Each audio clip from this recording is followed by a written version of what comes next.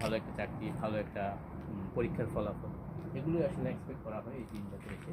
এটা জাপানিজদের অনেক ঐতিহ্য এবং কালচার বহন করে আর কি। হ্যাঁ।